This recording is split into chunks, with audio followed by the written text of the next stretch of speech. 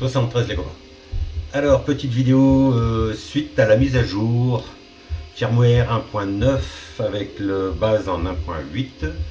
Il y avait un bug qui nous avait été remonté sur le groupe Telegram pour les connexions Wi-Fi. Apparemment, on se mettait connecté, mais c'était pas connecté, ou alors on n'arrivait pas à se connecter du tout, malgré le préfixe. Donc, je me suis amusé à refaire des tests à la maison. Et en effet, en plus c'est curieux parce que c'est vraiment depuis que j'habite à mon nouveau QRA, je peux plus me connecter sur mon réseau Wi-Fi à partir du Xegu.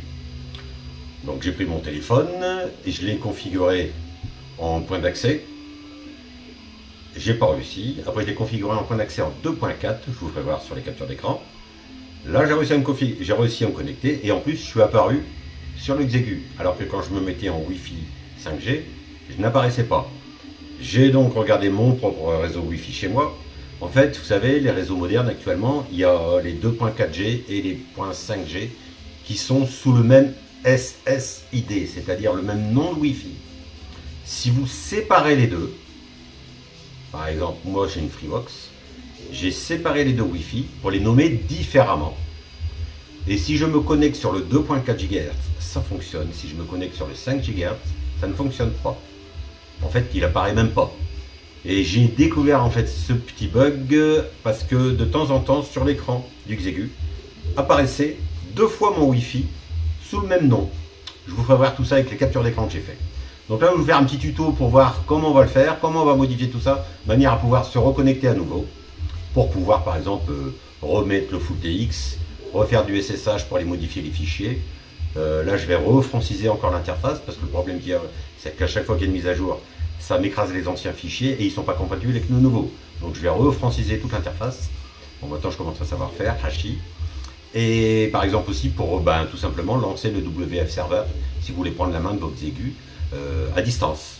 Comme chez moi, je vous ferai bientôt une vidéo à ce propos parce que je n'ai plus maintenant mon poste dans la maison, dans la nouvelle maison que j'ai refaite à neuf.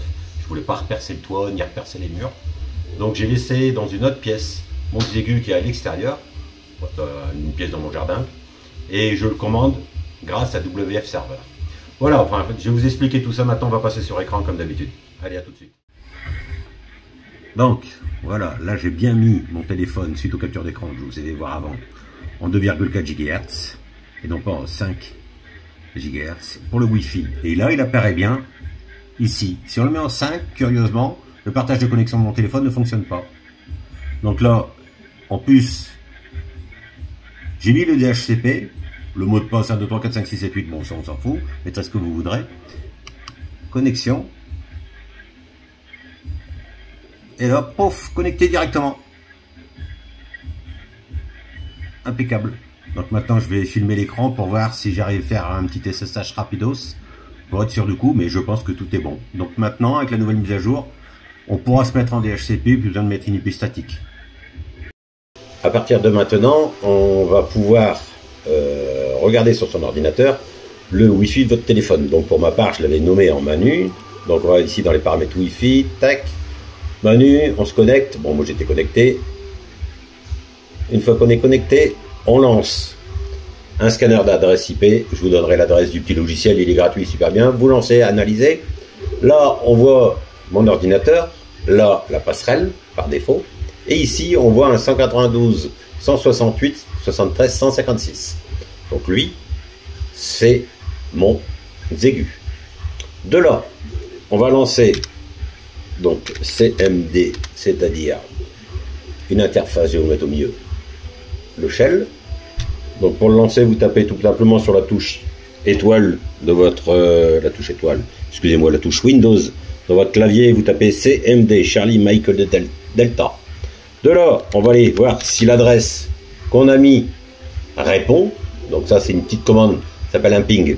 C'est-à-dire on va juste lui taper à la porte, on va dire est-ce que tu es là? Et normalement, il devrait répondre avec 0% de paquet. Donc on a dit 192.168.73.156. Et là, tac tac, il répond tout de suite. Impeccable. Et on voit perte 0%. Donc tout est reçu. 4 fois il lui a tapé dedans, 4 fois il a répondu. Donc là déjà, on sait que ça c'est bon. Donc on va lancer PuTTY. et normalement avec PuTTY. Alors 192.168.73.156 en 22 normal, c'est du SSH. Je vais dire open. Alors je vais vous le mettre au mieux. Voulez-vous accepter la clé? Ben oui, j'accepte la clé. Ça fonctionne. Je suis bien logué. Donc là après on revient sur les vidéos précédentes pour faire du SSH, pour faire du SFTP ou pour lancer le WF serveur qui est intégré. Donc voilà la démonstration du bug. En espérant que ça vous serve, on retourne en direct vidéo. A tout de suite. Voilà. Donc bon, j'ai un peu merdé en disant de mettre le téléphone. En fait, si vous arrivez à configurer votre box, vous n'avez pas besoin de le faire à partir du téléphone. Moi je l'ai fait parce que c'était pour la démonstration, mais si vous arrivez à scinder vos deux réseaux Wi-Fi, ça marche très bien. Voilà, donc ça nous permettra maintenant avec la version 1.9 base 1.8 de se reconnecter, et surtout maintenant c'est que le DHCP fonctionne. Plus besoin d'aller voir la passerelle comme je vous avais fait voir dans la première vidéo, d'ouvrir l'adresse IP, trouver une adresse IP libre, ce sera plus simple pour les néophytes. Voilà, n'hésitez pas à me retourner si vous n'avez pas le bug, on ne sait jamais, hein, il y a peut-être des personnes qui n'ont pas le bug en 1.9, n'hésitez pas à me le dire en commentaire. Et puis on se retrouve pour la prochaine vidéo, ce sera la troisième partie pour SVX Link. On va rentrer les mains dans le cambouis là, on va expliquer tous les différents fichiers de configuration pour personnaliser son petit hotspot. Toujours pareil, analogique vers numérique, qualité audio top. Allez, 73 à tous.